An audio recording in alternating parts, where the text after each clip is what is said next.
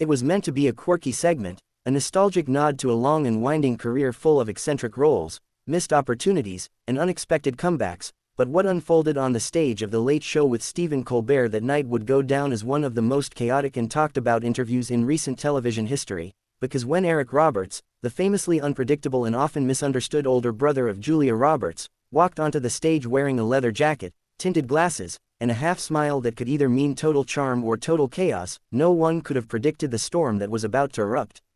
The first few minutes were as breezy as one could expect. Colbert, seated behind his sleek desk, offered some easy softball questions about Eric's early career, playing opposite Jon Voight, his stint in cult classics, and even his recent string of indie roles, to which Eric replied with animated flair and erratic jokes, occasionally drifting into bizarre tangents about fame, loss, and the forgotten edges of Hollywood, and the audience, unsure if they were watching Genius or Breakdown, laughed nervously along. But then Colbert shifted, subtly at first, mentioning a controversial memoir excerpt from a former producer that accused Eric of being a nightmare to work with, on set, and while the comment was framed with Stephen's trademark smirk, there was an unmistakable bite beneath it, and Eric, who had been rocking gently in his chair, stopped cold, leaned forward, and asked, "You read that garbage on air?" His tone flat, his eyes suddenly clearer than they'd been all night. Colbert tried to diffuse it, laughing off the line and adding that, "Everyone's a diva in this town," but Eric wasn't laughing, instead sitting upright now and saying, "You want to talk diva? Let's talk cowardly late-night hosts who think comedy is ambush," and for a split second, the crowd froze, unsure if it was part of a skit, if the tension was staged, but the tightness in Eric's jaw and the slight flick of his hand as he removed his sunglasses said otherwise. Colbert, to his credit, kept his composure, countering that he was just quoting public sources and that, "There's room for all sides here," but Eric was already rolling, unloading years of resentment not just toward the industry that sidelined him but toward the media machine that always framed him as Julia's troubled brother rather than a seasoned actor with more than 600 credits to his name, saying, "You people don't interview, you dig, you bait, you clip a man's worst day and play it for laughs," and with each word, the temperature in the studio dropped. The audience, sensing this was no longer entertainment but a live confrontation, fell nearly silent, and Eric stood up mid-sentence, mic still clipped to his lapel, his voice booming without the need for amplification as he pointed at Stephen and said, "You want the truth? The truth is, this show is theater for smug applause and safe rebellion," and in that moment, Colbert's eyes narrowed ever so slightly, but he did not interrupt, he let Eric talk, either out of respect, strategy, or shock, no one could tell. What followed was an unscripted, surreal monologue from Eric Roberts about Hollywood hypocrisy, cancel culture without context, the agony of being discarded while being alive, and the pain of watching his more famous sibling become America's sweetheart while he became a punchline on talk shows, and while some of it veered into self-pity, other parts landed like thunder, especially when he said, "You don't get to call a man washed up," while inviting him on your stage to be your jester, and as he unclipped his mic and tossed it to the chair behind him, the room stayed silent except for the faint sound of cables hitting upholstery. Eric walked off without another word, past the camera crew, past Colbert's producers whispering urgently into headsets, and exited through the side stage curtain, leaving Colbert sitting alone, blinking slowly, before muttering, "Well, that took a turn," as the show awkwardly cut to a pre-recorded comedy sketch. Within minutes, Twitter exploded, with clips circulating so fast that hashtags like #EricRobertsUnleashed and #ColbertClash began trending worldwide, and while some called it a meltdown, others, especially fans of underdog Hollywood stories, called it a reckoning, a live reclamation of a career forever boxed in by narratives he didn't write. The media, of course, had a field day, tabloids recycling old feuds, interview quotes, family rumors, and talk show hosts on rival networks chiming in with jokes and Eric Roberts support montages, but beneath the headlines, a quieter conversation took shape, one about what happens when truth collides with format, when human frustration refuses to shrink to the size of a segment. Days later, Eric released a raw, 3-minute video from what looked like his backyard, no agents, no handlers, just him and his weathered voice saying, "I said what I said. Maybe I said too much. But at least I wasn't pretending," and the comments flooded with unexpected support, fans and fellow actors thanking him for not playing the game, for exposing the media performance for what it was. Meanwhile, Colbert addressed the moment with a mix of wit and introspection on the following night's show, acknowledging that, sometimes, the truth doesn't come with a laugh track, and even offering to have Eric back, when the dust settles, though sources close to Eric said the chances of that were less than zero. And so, the story settled, not into resolution, but into legend, a live TV implosion that was equal parts cautionary tale, tragic self-defense, and raw authenticity, the kind of moment you can't script, can't edit, can't take back, and as the clip was replayed, remixed, analyzed, and immortalized in pop culture lists and late-night montages for years to come, the final image remained the same: Eric Roberts walking off stage, not in defeat, but in defiance, not as the forgotten brother or the industry joke, but as a man who, for one strange and unforgettable night, hijacked the script and forced the world to listen, on his terms.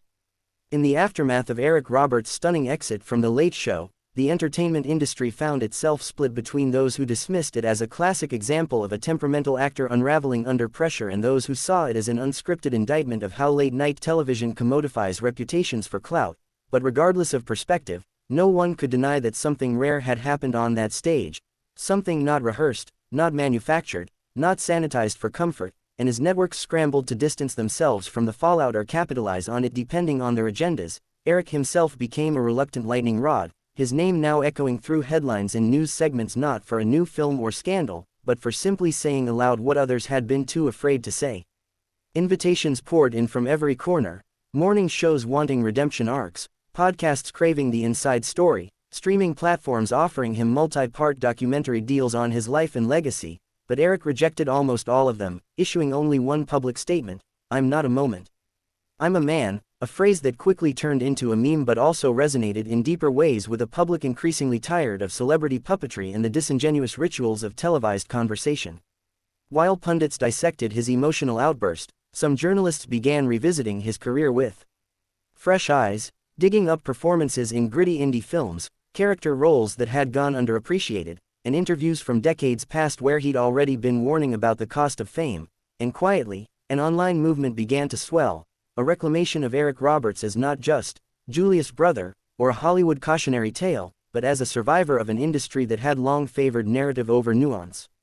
Meanwhile, Stephen Colbert's team at CBS faced internal friction over the interview. Some staff members argued it had gone too far and reflected poorly on their editorial judgment, while others claimed it was a breakthrough moment for honest television, and caught in the middle was Stephen himself, who, though seasoned and sharp, had clearly been shaken by the confrontation, now walking a tightrope between accountability and brand preservation.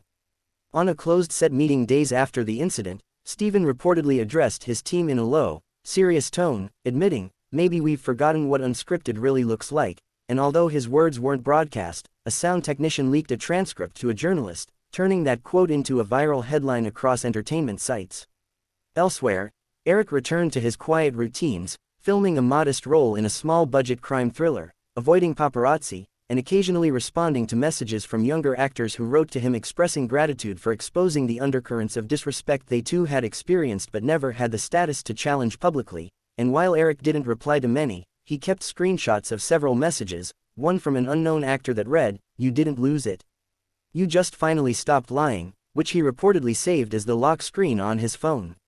Then, without fanfare, he agreed to do a single interview, one-on-one, live-streamed, moderated by an independent journalist who promised no edits, no rehearsals, no cue cards, and on the day of the broadcast, tens of thousands tuned in, watching as Eric sat on a plain wooden chair in a minimalist room, no Hollywood set, no makeup artist nearby, just him in a simple t-shirt, speaking with striking clarity about the cost of being a square peg in a round machine, saying, "They invite you on for redemption but cut you off when you show the wounds," and when asked what had finally pushed him over the edge, he said, "It wasn't just Colbert. It was every time someone smiled while slicing me open," and the interviewer, wisely, let the silence linger, allowing the truth to settle like dust in a room no longer airtight. The response was electric. Viewers flooded the comments with support, celebrities tweeted out the stream with praise, and critics who once dismissed Eric as washed up began reevaluating not just his career but their own complicity in creating the caricature of him they had perpetuated for years. By the end of that week, a new round of offers came in, not tabloid exposés or tearful talk show reunions, but serious film projects, invitations to keynote industry panels, and even a teaching offer from a prestigious acting conservatory, all of which Eric considered but accepted only one: a role in an experimental theater production in upstate New York, where he would play a fractured version of himself in a semi-autobiographical piece titled Echo Chamber, a story about a man who walks into the spotlight and finds the mic turned against him. When opening night came, the show sold out instantly, not because of tabloid curiosity but because people sensed that something more than performance was happening here, that Eric wasn't acting out a breakdown, he was performing a breakthrough, and in that dim, intimate theater, with no cameras, no applause signs, and no sanitized editing, Eric Roberts delivered a monologue that critics described as brutal and beautiful, a confession of grief and rage and hope so visceral that when the curtain fell, the audience didn't clap immediately, they just sat in stunned silence, as if unsure whether to cheer or cry. Word of the performance spread beyond the theater, prompting reviews from unexpected corners, literary critics, psychologists, culture theorists, all weighing in on the rare moment when a man stepped outside his script and demanded the world look again, not just at him, but at what fame really costs, and in doing so, Eric did what no publicist ever could. He rewrote his own narrative, not through spin or silence, but by refusing to play along, by breaking the format, and in that rupture, letting the truth finally have its say.